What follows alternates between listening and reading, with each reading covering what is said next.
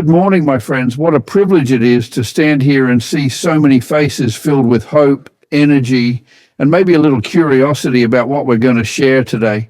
You know, when people walk into a courtroom, they're usually a little nervous. They think the judge is there just to decide right or wrong. But let me tell you something. The heart of justice is not about punishing wrong. It's about lifting people up to do right. And that's what we're going to talk about today. We're here to rise for what's right, not just in the eyes of the law, but in the eyes of our own conscience. I've spent a lifetime meeting people at their lowest moments. They come in worried, embarrassed, sometimes even angry. And I've learned that you can't measure a person by the worst thing they've ever done. You measure them by how they stand back up. Life doesn't hand out verdicts. It hands out chances, chances to do better, chances to make amends, chances to grow stronger. Justice isn't cold or mechanical. It's human. It's the steady hand that says, I see you. You're more than this mistake. Let's figure out how to make it right. Now, rising for what's right isn't always dramatic. It's not about heroic speeches or bright lights. Sometimes it's just keeping a promise when no one's watching. It's telling the truth even when it costs you something. It's choosing patience over anger when you'd rather explode. And yes, it's hard. If doing the right thing were easy, we'd all do it without thinking. But the real test of character is when doing right feels inconvenient, uncomfortable, even unfair.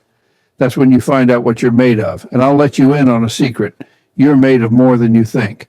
I've watched people walk out of tough situations with a little less money in their pocket, but a lot more peace in their heart. I've seen people who thought they were broken discover they were actually brave. And I've seen that humor, kindness, and humility can carry you through storms that no rule book could ever predict. You don't have to wear a robe or sit on a bench to dispense justice. Every day, with small acts of fairness and compassion, you become a judge of your own life. You decide whether to condemn or to understand, whether to close a door or open your heart. Those decisions echo far beyond the moment. So ask yourself, what does rising for what's right look like for you? Maybe it's forgiving someone who hurt you, not because they deserve it, but because you deserve the freedom that comes with letting go. Maybe it's standing up for a friend or even a stranger who's being treated unfairly. Maybe it's looking in the mirror and saying, today I'll hold myself accountable. I won't wait for someone else to tell me I can do better. Every one of us is capable of being fair, being kind, and being strong. The trick is to practice it before life demands it. And don't forget to keep your sense of humor. Oh, I've seen people walk in so weighed down with fear that they forgot how to smile. But laughter can break through tension like sunlight through a dark window.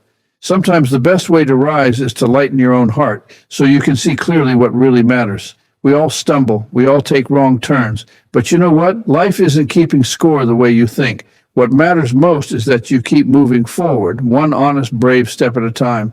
So when the world feels unfair, when someone wrongs you, or when you disappoint yourself, remember this. Justice isn't about revenge or blame. It's about balance, about restoring what's good and true. And that starts inside you. If you want the world to be fairer, be fair in the small things. If you want more kindness, give it first. If you want respect, offer it, even to those who haven't earned it yet. That's how you rise for what's right, not with a gavel, but with grace.